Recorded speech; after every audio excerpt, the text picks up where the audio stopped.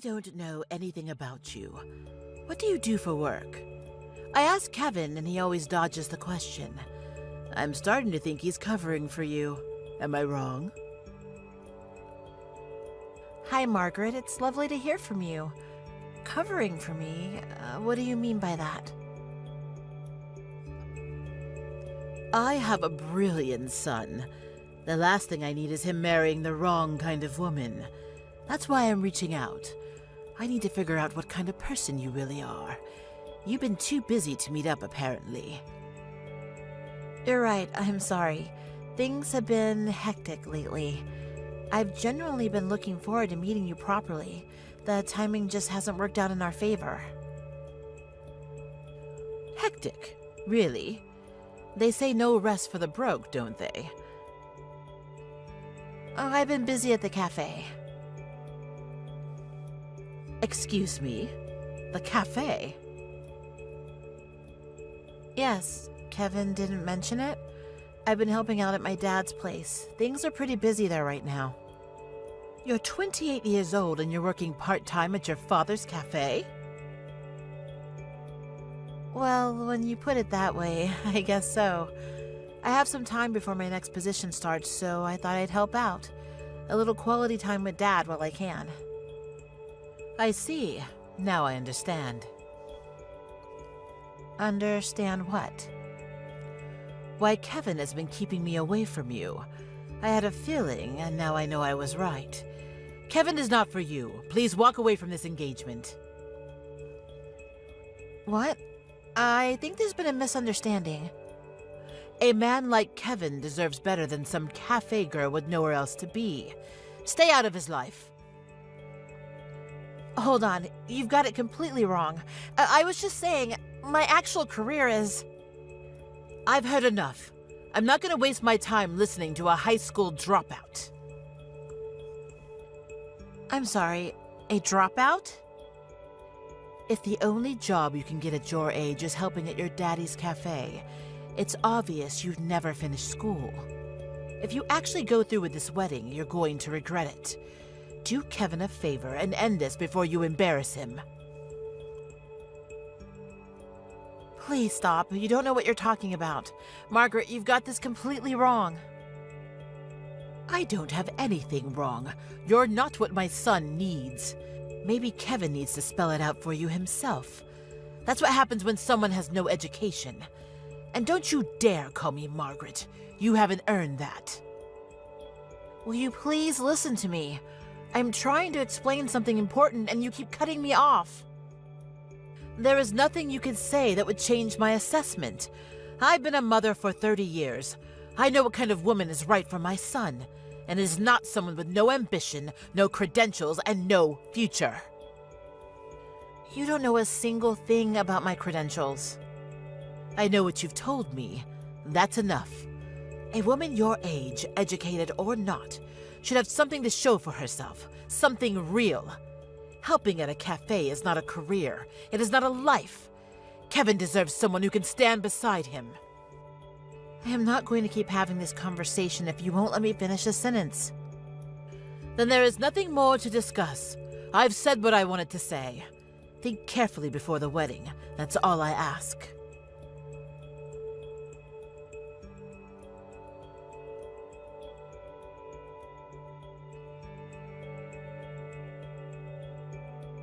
So his family, you still haven't been able to sit down with them. No, the timing never works out. We haven't had a proper meeting yet. I'm sorry you haven't been introduced yet, Dad. That's a shame, but more importantly, are you okay with it? What do you mean? You wanted that proper introduction before a wedding. It's the normal thing. Are you sure? Of course I wanted it. I did. But Kevin keeps saying the timing doesn't work. Kevin works a regular office job, right? Weekends are free for most people. He's free on weekends. It's supposedly his parents who aren't available. Are they self-employed or something? I don't think so. Margaret said she's a stay-at-home mom. So why can't they find a free weekend? It's strange. I honestly don't know. I'm starting to wonder if they're deliberately avoiding it. Avoiding it? You mean the in-law drama is starting before you even married? I don't think it's that dramatic. Actually, Dad, Margaret messaged me today. Oh, what did she want? She asked about my work, about what I do. And you told her? I mentioned I was helping at the cafe, and she drew her own conclusions from that. What kind of conclusions? She seems to think I never finished school. She what? I tried to correct her. She wouldn't let me get a word in. She kept interrupting. Did she actually say that? That you dropped out? She said, and I quote, "I'm not going to waste my time listening to a high school dropout." That's remarkable. Did Kevin not say anything to her? That's the thing. I don't think Kevin has told her anything about me, about my background, my education, none of it. That's a significant omission. I know, I'm gonna have to have a serious conversation with him about it. If anything happens, you come to me right away. I don't think it's gonna turn into a full-on battle, Dad, don't worry. Once the wedding is done, hopefully we can finally sit down properly. I'd love to introduce you then. Fair enough. We'll wait until the wedding. But Natalie, don't let her speak to you that way again. You don't owe anyone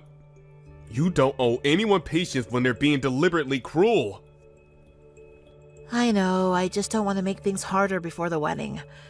I want things to start on a decent note, if possible. I understand that.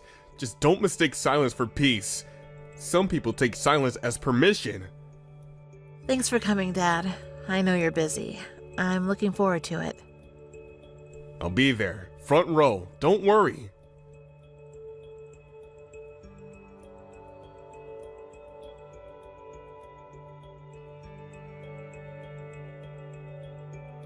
Kevin, we need to talk. Of course. What's wrong?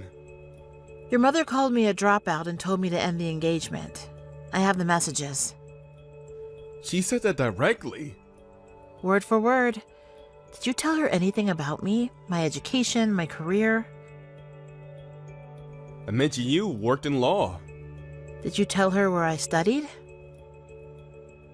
Not in detail. She gets competitive about those things. I didn't want her making comparisons. So you let her believe I was uneducated rather than tell her I went to Harvard? I didn't let her believe anything. I just didn't volunteer the specifics. And now she's called me a dropout. Do you see how this happened? I'll sort it out before the wedding. I promise. She needs to understand she was wrong, Kevin, not just be told different facts. I hear you. I'll handle it. Okay, I'm trusting you on this.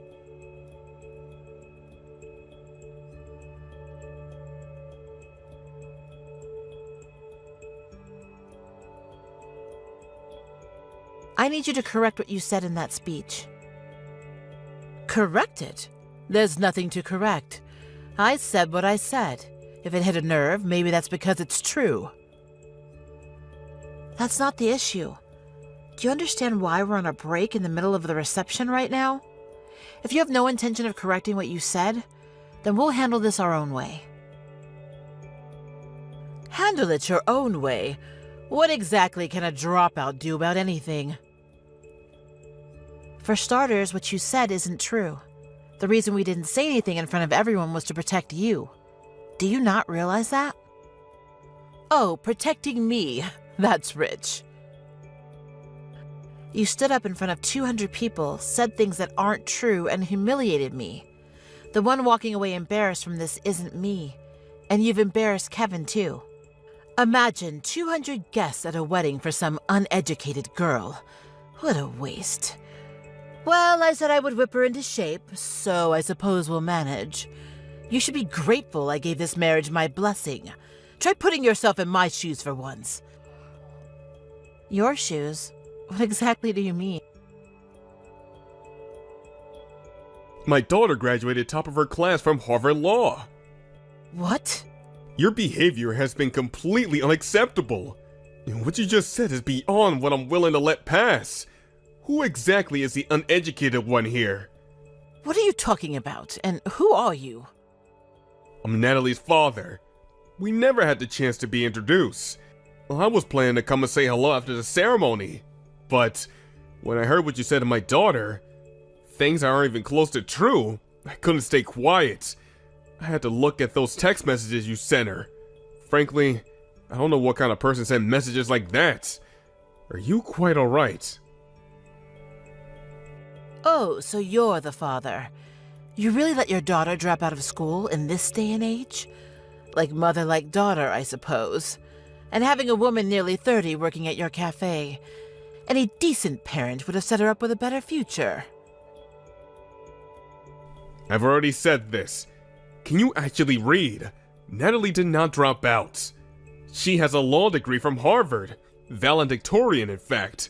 So the idea that your son is somehow more accomplished than she is, where does that even come from?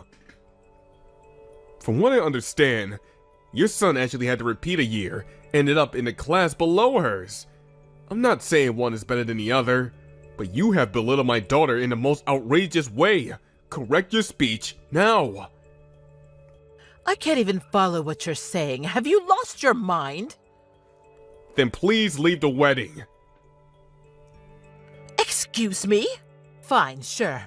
Fine, sure. Maybe I didn't know for certain she was a dropout. But she was acting like one. She brought it on herself. And what exactly does acting like a dropout look like? When I asked her what she did, she said she was working part-time at a cafe. Her own father's, no less. That screams no education. I'm sorry, how does that follow? A grown woman whose only option is helping at her parents' cafe. That's proof of no qualifications. I see.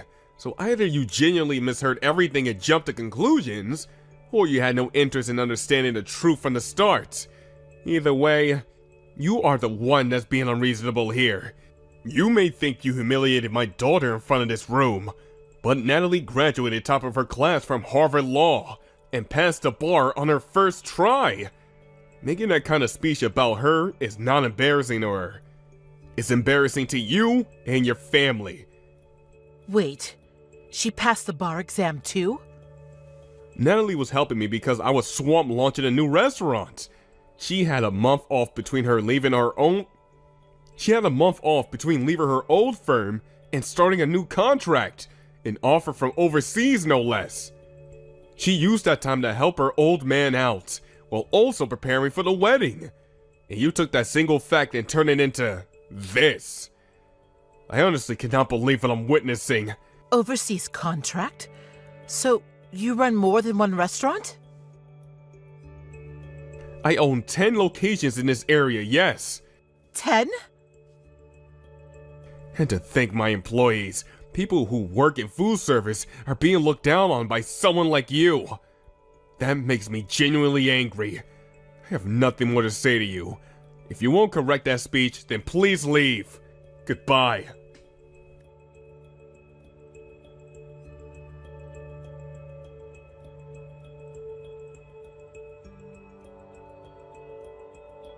Dad, I'm sorry the wedding turned into such a mess. All the emotions kind of got overshadowed, didn't it? Thanks to Margaret. She left without apologizing. What happened after?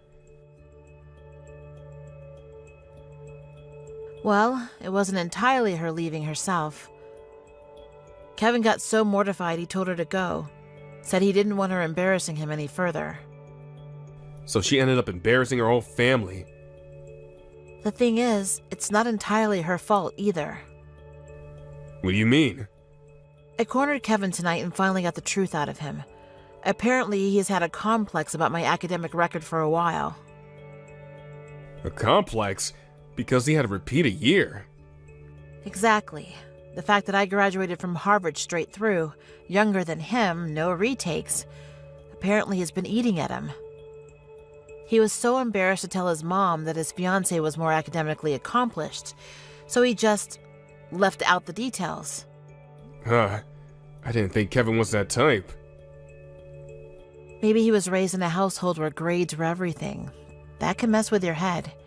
He probably found it genuinely hard to bring up with his mom. And that's why the family meeting never happened.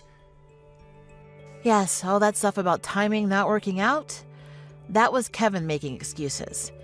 He figured if we met in person, his lie would unravel. His plan was to just get married first, and by then, hopefully, his mom wouldn't push as hard. I wouldn't have expected that from him. Neither would I. But when he explained it tonight, I could see how ashamed he was. He wasn't protecting himself from me. He was protecting himself from her. Margaret's expectations are a lot. Kevin has been carrying that his whole life. That doesn't make it right. Letting someone speak to you that way because he was too proud to tell the truth. No, it doesn't make it right, and I told him that. But the household he grew up in, accomplishments were a currency.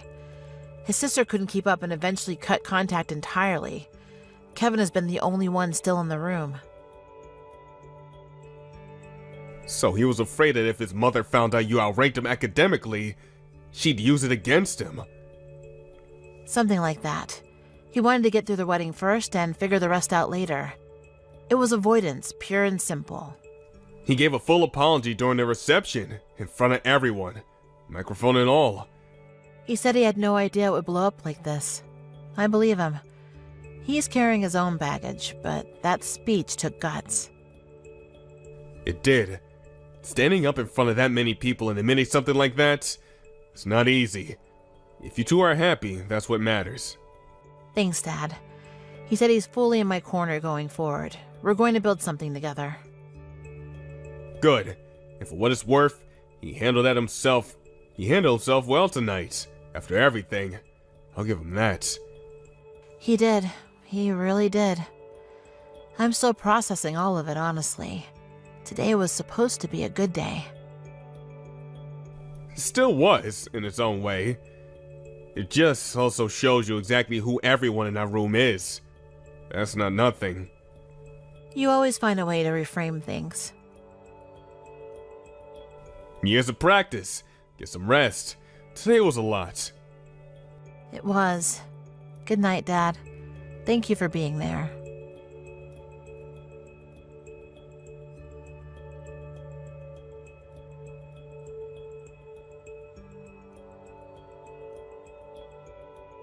Because of you, I was thrown out of my own son's wedding. How are you going to make this right? Make it right. With respect, you're the one who owes an apology. Excuse me? This is your fault. You brought this on yourself. My fault? How exactly? You were so vague. Why didn't you just say who you were? Why wouldn't you lead with, I went to Harvard Law? I didn't have the chance. We'd never met in person. You sent me a message out of nowhere. I answered your questions honestly, and that's what happened. Any normal person would have clarified, I'm a lawyer, I went to Harvard. Is that so hard? Working at a cafe between jobs, you were practically trying to be misunderstood. Kevin didn't tell me anything either, so none of this is my fault. Kevin not telling you was his mistake. I'm not defending that. But even if you were uncertain about who I was, the way you spoke to me was not acceptable. You didn't ask questions, you delivered verdicts. I was looking out for my son. Looking out for him would have been agreeing to meet any of the times Kevin suggested it. Instead, you sent messages designed to push me out. I was direct. Some people appreciate that.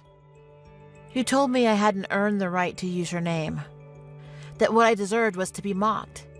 That is not concern. That is contempt. Well, maybe if you had been more forthcoming. Is that all you wanted to say? What?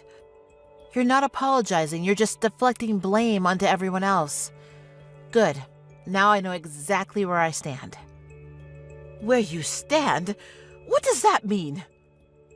I had already accepted an offer from a law firm in New York. I was supposed to leave for the States at the end of this month. Kevin was hesitant about the move because of family. Because of you, honestly. Me? What about me? You're already estranged from Kevin's sister, aren't you? She couldn't meet the standards you set for her, The pressure wore her down and she cut contact.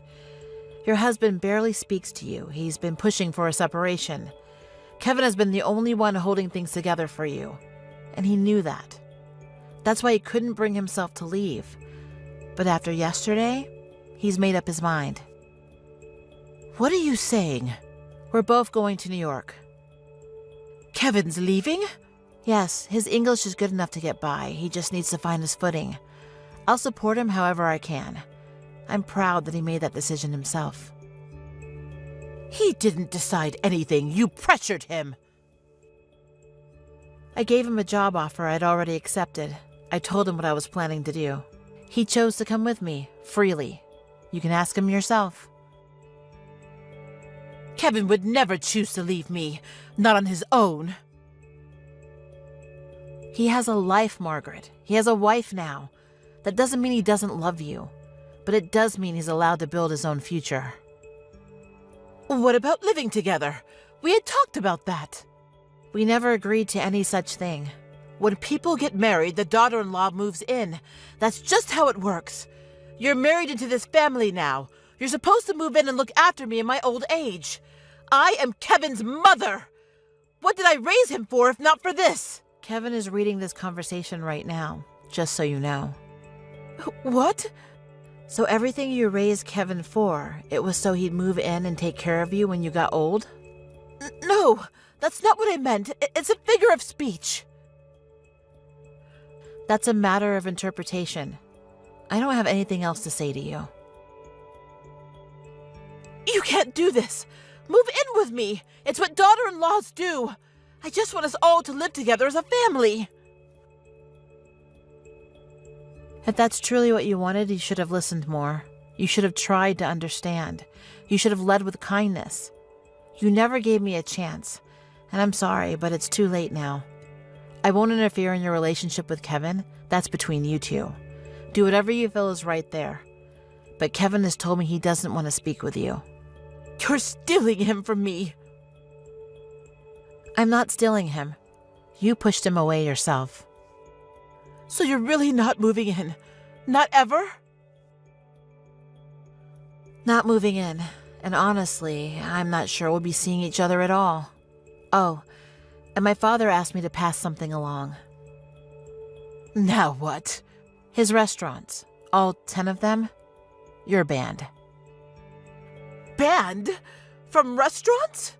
A few of them are right in your neighborhood. Kevin mentioned you used to take the neighbors there for get-togethers. Wait, don't tell me. The Elm Cafe? Ah, you know it well. Yes, that one. My father says you're no longer welcome at any of his locations. The new cafe near the station, that one too. Though I'm sure you'd assume only uneducated people work there anyway, so perhaps it's no loss.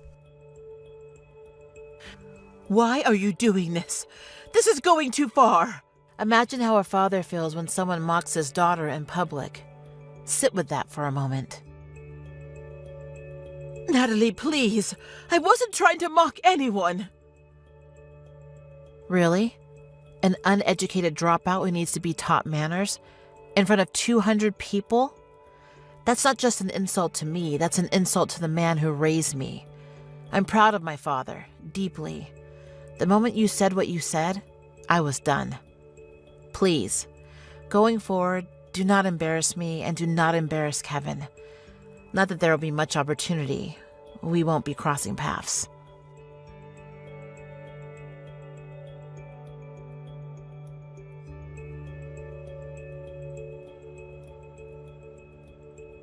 Margaret showed up at the new location, by the way.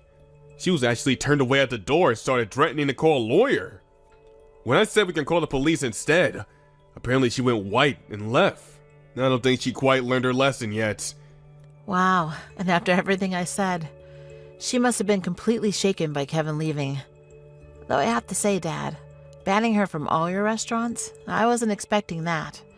Are you sure that's okay? Whether it's okay or not is besides the point. Someone insulted my own daughter. I'm going to do what I can about it. Dad, when you say it like that, it's a little embarrassing. Good. Be embarrassed. It's still my daughter. Better than expected. Kevin and I talked a lot this week. He's been really open about his mom, about why he hid things, and what he wants going forward. He said the wedding speech, his own speech, was the first time he'd spoken completely honestly in years. People who can recognize what they've done and actually name it, those are worth keeping around. He's already researching neighborhoods in New York, made a short list. Jumping in feet first. That's Kevin when he's made up his mind. Once he's in, he's in. I'll be honest, I'm sad you're going to America. I really am. But cheering you on is my job as your father. I'll keep things going here. You go and give it everything you've got. Kevin has a soft side, but he's got a good heart, I see that. The two of you support each other. We will, I promise. And Dad, I want you to know something. What's that? What you did at the wedding, standing up like that in front of everyone, saying what you said. I've been thinking about it all week. I don't think I've ever felt more protected in my life. You never had to feel unprotected. Now as long as I'm around. Didn't you also say you're already planning to visit next month? Did I say that? You did, so don't worry so much, okay? Having you in my corner means more than you know. I'll be back as often as I can. Take care of yourself. Thank you, Dad.